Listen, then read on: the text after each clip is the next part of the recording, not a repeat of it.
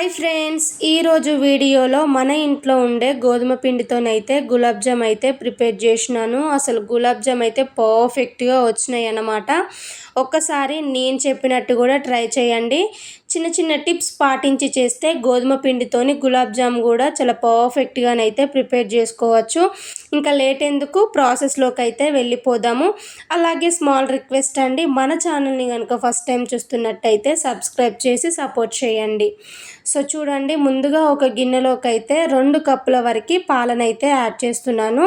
నేను 1 కప్పు గోధుమ పిండి తీసుకున్నాను కాబట్టి అదే కప్పుతోని 2 కప్పుల పాలనైతే ఒక గిన్నెలోకి అయితే యాడ్ చేసుకొని అయితే ఇప్పుడు ఈ గిన్నెనైతే స్టవ్ పైన పెట్టుకొని అయితే పాలనైతే బాగా మసలనివ్వాలి.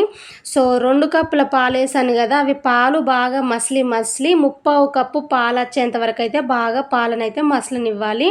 సో ఒక సైడు పాలు మసులుతూ ఉంటాయి కాబట్టి స్టవ్ ఆన్ చేసి ఇంకొక గిన్నెనైతే పెట్టుకొని కొంచెం ఆయిల్ని అయితే వేసుకోండి. మీరు ఆయిల్ ప్లేస్లో కావాలంటే నెయ్యి అయినా యూజ్ చేయొచ్చు. సో అందులోకి 1 కప్పు గోధుమ పిండిని అయితే యాడ్ చేశాను. ఆశీర్వాద్ గోధుమ పిండి అన్నమాట. ఫ్లేమ్ మాత్రం సిమ్లోనే పెట్టుకొని ఈ గోధుమ పిండిని అయితే బాగా వేగనివ్వండి. సో గోధుమ పిండి వేగింది అని ఎలా తెలుస్తుందంటే వేగినాక మంచి స్మెల్ వస్తుంది, ప్లస్ పిండి కలర్ కూడా లైట్గా చేంజ్ అవుతుంది. అలా వచ్చేంతసేపు అయితే వేగనివ్వండి.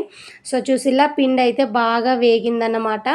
ఇలా వేగిన ఈ గోధుమ పిండిని అయితే ఒక గిన్నెలోకి అయితే ట్రాన్స్ఫర్ చేసుకోండి. ఈ పిండిని అయితే కాసేపు పక్కన పెట్టేసుకోవాలి. సో చూడండి, పాలు కూడా బాగా మసిలి దగ్గర పడ్డాయి. ఒక గిన్నెలోకి అయితే కొలిచి చూపిస్తున్నాను. 3/4 కప్పు వరకు పాలు అయితే అయినాయి అన్నమాట. సో గోధుమ పిండి కూడా చల్లారిందన్నమాట. ఇందులోకి ఇప్పుడు కొంచెం అంతా ఇలాచీని అయితే యాడ్ చేసుకోవాలి. అలాగే జస్ట్ 1/2 స్పూన్ వరకు వంట సోడాను కూడా యాడ్ చేస్తున్నాను. ఇలా వంట సోడా వేయడం వల్ల ఏంటంటే గులాబ్ జామ్ అనేది మంచిగా వస్తాయి అన్నమాట. కాబట్టి ఖచ్చితంగా వంట సోడాని అయితే యాడ్ చేసుకోవాలి. ఇప్పుడు వంట సోడా మొత్తం పిండికి పట్టేలాగా ఫస్ట్ అయితే చేయితోని బాగా మిక్స్ చేయండి. ఈ టైంలోనే 1 టీ స్పూన్ వరకు ఆయిల్ని కానీ నెయ్యిని కానీ వేసేసుకొని పిండి మొత్తానికి పట్టించండి. సో చూడండి, పిండి కూడా ఇలా పట్టుకుంటే ముద్దలాగా కావాలన్నమాట. సో ఇలా అయ్యిందంటే సరిపోతుంది. ఇప్పుడు ఇందులోకి మనం కొంచెంగా పాలు వేస్తూ బాగా మిక్స్ చేసుకోవాలి. సో ఇలా పాలు బాగా ఎందుకు మసలాలి ప్లస్ ఎందుకు దగ్గర పడాలి అని అంటే, మనం ఇందులో మిల్క్ పౌడర్ అనేది యాడ్ చేయకుండా గులాబ్ జామ్ చేస్తున్నాం కాబట్టి పాలు అనేది ఈ విధంగా మసిలి దగ్గర పడ్డాయి అనుకోండి, మనకి లైట్ క్రీమీ టెక్చర్ వస్తాయి అన్నమాట.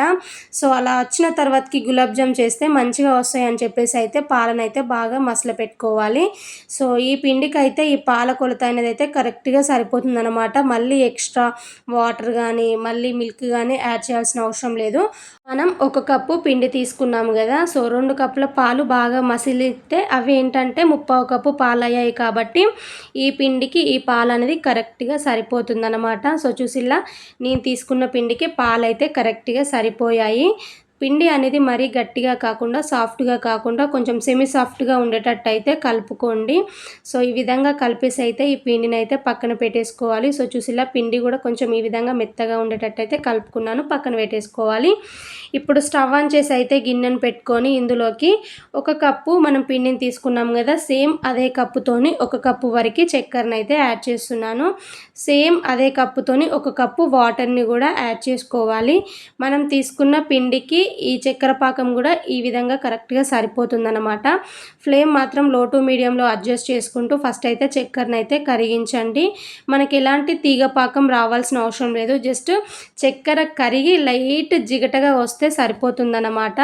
సో చూసిలా, చక్కెర మొత్తం కరిగిపోయిందన్నమాట. ఈ టైంలోనే ఇందులోకి కొంచెం అంతా ఇలాచీ పౌడర్ని అయితే యాడ్ చేస్తున్నాను. ఇలాచీ వేయడం వలన ఫ్లేవర్ అనేది చాలా అంటే చాలా బాగుంటుంది. ఇలాచీ వేసిన తర్వాతకి కూడా ఒక 4 నిమిషాలు అయితే ఈ పాకాన్ని అయితే బాగా మసలనివ్వండి. అలా అని తీగ పాకం అయితే అసలే రావద్దు. సో ఇక్కడ నేను పాకం ఎలా ప్రిపేర్ చేసుకోవాలని కూడా చూపిస్తున్నాను. సో చూడండి, చేతి మధ్యలో ఈ విధంగా అన్నాం అనుకోండి, కొంచెం జిగటగా తగిలింది అనుకోండి, స్టవ్ అయితే ఆఫ్ చేయండి. సో ఇది చల్లారకుండా ఉండడానికి దీనిపై నుంచి మూతను పెట్టుకొని అయితే పక్కన అయితే పెట్టేసుకోండి. సో చూడండి, ఈలోపు పిండి అనేది ఇంకాస్త సాఫ్ట్గా అవుతుంది కాబట్టి ఒకసారి మంచిగా మిక్స్ చేయండి. ఇట్లా మిక్స్ చేసిన తర్వాతకి ఇప్పుడు కొంచెం పిండిని తీసుకొని అయితే చిన్న బాల్ లాగానైతే ప్రిపేర్ చేసుకోండి. మనం ఇది ఆయిల్లో వేసి డీప్ ఫ్రై చేసేటప్పుడు చేసేటప్పుడు ఇంకాస్త పెద్దగా అవుతాయి కాబట్టి నేను కొంచెం చిన్నగానే ప్రిపేర్ చేస్తున్నాను అన్నమాట. గులాబ్ జాము కొంచెం చిన్నగా ఉంటేనే పాకం కూడా మంచిగా పడుతుందనేది నా ఫీలింగ్ అనమాట. సో చూడండి, గులాబ్ జామ్ ఎప్పుడైనా క్రాక్స్ రాకుండా పర్ఫెక్ట్గా రావాలంటే ఫస్ట్ కొంచెం పిండిని తీసుకొని చేతుల మధ్యలో బాగా పిసకండి. సో అలా పిసికిన తర్వాతకి ఉండలాగానైతే ప్రిపేర్ చేయండి. సో చూడండి, క్రాక్స్ రాకుండా బాల్స్ అయితే పర్ఫెక్ట్గా వస్తున్నాయి కదా. ఇన్ కేస్ మీకు పిండి గట్టిగా అయ్యింది అని అనిపిస్తే కొన్ని పాలు కానీ లేకపోతే నీళ్ళని కానీ బాగా వేడి చేసి ఆ వేడి పాలను కానీ నీళ్ళని కానీ ఈ పిండిలో వేసి కలిపేసిన తర్వాతకి మళ్ళీ గులాబ్ జామ్ లాగానైతే ప్రిపేర్ చేయండి. సో నాకైతే పిండి అయితే సాఫ్ట్గానే ఉందన్నమాట. నేను అందుకోసమే మళ్ళీ ఎక్స్ట్రా పాలు అనేది అయితే యూజ్ చేయడం లేదు.